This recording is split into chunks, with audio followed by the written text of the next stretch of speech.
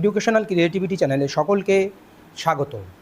Private টিউশনের উপরে ভিত্তি করে নতুন রাজ্য সরকার একটি নোটিশ জারি করেছিল, আপনারা জানেন, যেখানে সমস্ত শিক্ষক শিক্ষিকাদের কখনো প্রাইভেট টিউশনের সঙ্গে যুক্ত থাকা যাবে না।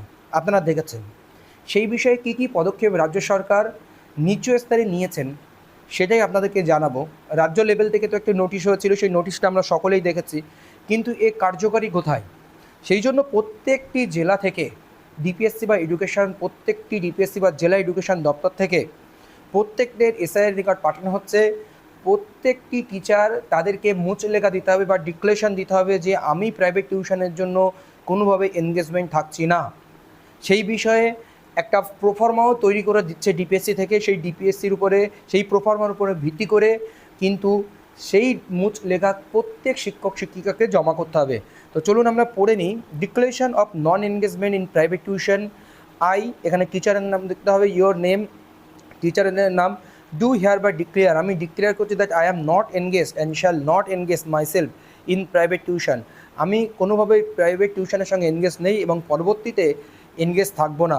মাইসেলফ নিজে ঘোষণা করছি ইন প্রাইভেট টিউশন বা private teaching activity in any manner.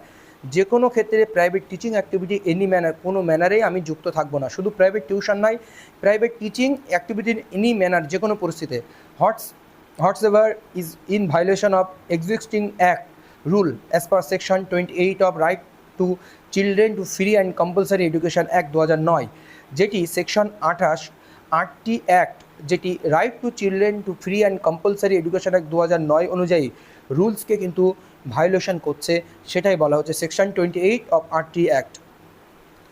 এর উপরে ভিত্তি করে একটা জিও প্রকাশিত হয়েছিল 189 এসি ল A1A0109 ডেট 14/2/2011 সালে। এই একটা জিও আছে এর উপরে ভিত্তি করে, অ্যান্ড জিও নম্বর এত ডেট 8/3/2018, এরও একটি জিও রয়েছে 2018 সালের।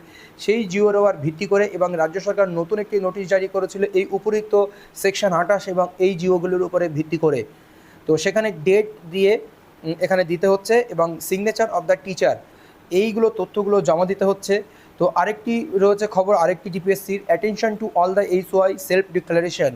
কী কী ডিক্লারেশন? সকল বিদ্যালয়ের প্রধানদের অনুরোধ করা হচ্ছে যে সকল সহশিক্ষক শিক্ষিকাদের সহ নিজের প্যারা টিচার বাদে, যারা প্যারা টিচার রয়েছে তারা এর মধ্যে বাদ থাকছেন। প্যারা টিচারদের এই ডিক্লারেশন দিতে হচ্ছে না।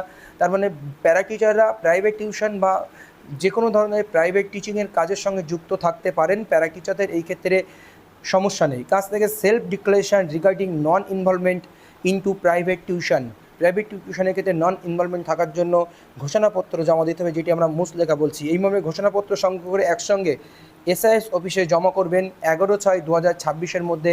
এই তথ্যগুলো জমা দিতে হবে। তো এই হচ্ছে বিষয়। নতুন সরকার আসার পরে এই সমস্ত পদক্ষেপ কিন্তু শুরু হয়েছে। এটি আপনাদের দুটি জেলার তথ্য আপনাদের নিকট আমি প্রোভাইড করলাম। এছাড়াও প্রত্যেকটি জেলার ক্ষেত্রে কিন্তু এই তথ্য বা এই যে প্রোফর্মা কিন্তু সেন্ড হতে শুরু হবে আজকালের মধ্যে, আপনারা সবাই দেখতে পাবেন। সেই জন্য যে সমস্ত টিচাররা প্রাইভেট টিউশন বা এই সমস্ত কাজের সঙ্গে যুক্ত আছেন তাদেরকে এই মুহূর্তে কি করা উচিত, এই নোটিশের উপরে ভিত্তি করে তাদেরকেই ডিসিশন নিতে হবে। কারণ নতুন সরকার বিভিন্নভাবে বিভিন্ন পন্থায় এই সমস্ত যে কার্যক্রমগুলো রয়েছে বা নিয়মগুলো রয়েছে ওনারা লাগু করার চেষ্টা করছেন। কারণ গতকাল আমরা দেখেছি দীনদয়াল উপাধ্যায় যে একটি অভিযান ছিল, প্রশিক্ষণ অভিযানে, সেখানে মুখ্যমন্ত্রী গতকাল এই টিচারদের বা সমস্ত কর্মচারীদের কোড অফ কন্ডাক্ট নিয়ে কিন্তু উনি বিস্তারিত আলোচনা করেছেন, নেগেটিভ পজিটিভ বিষয় বলেছেন এবং এই প্রাইভেট টিউশনের কথাটাও তিনি উল্লেখ করেছেন একদম স্পষ্টভাবে। সেখানে তিনি বলেছেন যে সমস্ত কর্মচারী শিক্ষক শিক্ষিকাদের সমস্ত নিয়মকানুন, মডেল কোড অফ কন্ডাক্ট, সার্ভিসের সব কিছু মান্যতা দিয়ে চলতে হবে। ধন্যবাদ, এইটুকুই আপডেট। পরবর্তী আপডেট আসলে অবশ্যই আপনাদেরকে দেওয়া হবে।